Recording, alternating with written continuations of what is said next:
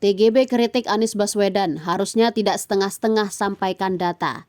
Ketua Harian DPP Partai Perindo Tuan Guru Bajang atau TGB Muhammad Zainul Majdi meminta bakal calon Presiden Anies Baswedan tidak setengah-setengah dalam menyampaikan data. Hal tersebut diungkapkan TGB saat menanggapi pidato politik Anies Baswedan yang disampaikan pada acara Milad ke-21 PKS Sabtu 20 Mei 2023. Data yang dimaksud TGB yakni data terkait perbandingan pembangunan jalan non-tol atau jalan tidak berbayar era Presiden SBY dan Presiden Joko Widodo. Menurut TGB, jika Anies Baswedan lebih fair dan menyampaikan data secara utuh, maka pembangunan jalan non-tol di era Presiden Jokowi jauh lebih banyak.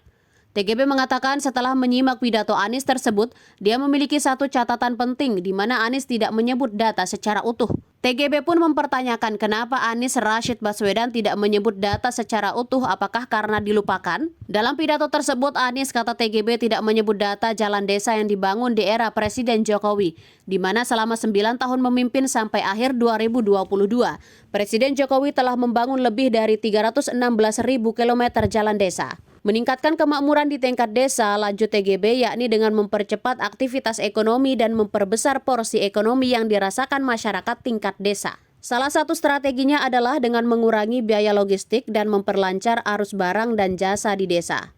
Sehingga menurut TGB, Anies Baswedan seharusnya juga menyebut bahwa pada masa pemerintahan Presiden Jokowi, lebih dari 316.000 km jalan desa yang tidak terbangun pada masa sebelumnya kini teratasi. Itu belum termasuk infrastruktur lain di tingkat desa yang dibangun di era Presiden Jokowi.